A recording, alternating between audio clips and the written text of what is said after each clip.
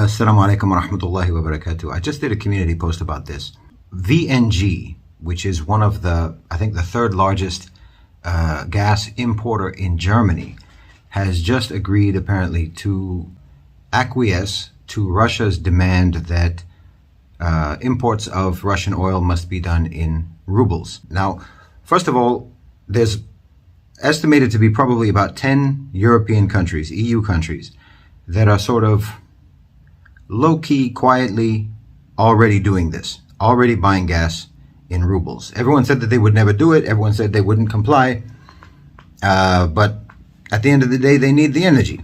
So they are complying. About 10 countries, one of them at least is Hungary, I'm not sure what the others are, have agreed to buy Russian gas in rubles. And now Germany is. So the third largest company is doing it, which means that the second largest will and the first largest will, and everybody is going to start doing it in Germany because they need the energy. And they have not come up with a sustainable, adequate replacement for Russian oil and gas for the EU. They have not. And even industry experts, including the head of ConocoPhillips, has said that all of the options that they have discussed are inadequate and insufficient and will not meet Europe's energy needs. They don't have enough time to do what they're wanting to do. They're saying now, the EU is saying that they're going to ban Russian oil and gas imports altogether in rubles or in euros or in dollars or in any other currency. They're going to ban Russian oil and gas imports to the EU within the next 6 months. Within 6 months, they will not have replacements for Russian oil and gas. You're going to see those governments strongly encouraging, if not coercing, their populations to reduce their energy expenditures. Basically, it is forced austerity measures for the people of Europe.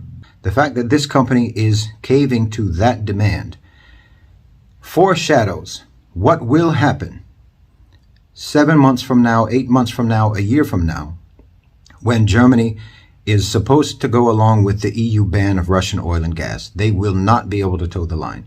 And that will cause a rift, a massive, irreparable rift in the EU. This is what I talked about earlier when this conflict first began, some 10 weeks ago. This is what I talked about earlier, and this is what's happening. It's moving in this direction. Now, German industrial productivity is already down. It's already down by 3-4%. It will continue to decline, if not completely plunge over the cliff, if they don't have access to Russian oil and gas. And they have to rely on whatever alternatives they can come up with. A little from maybe Venezuela, a little extra from the United States, a little from here, a little from there. It's not going to make it. And Germany's economy is a manufacturing economy. They cannot sustain continued decline in their industrial output. The Ukraine war is a US proxy war against Europe.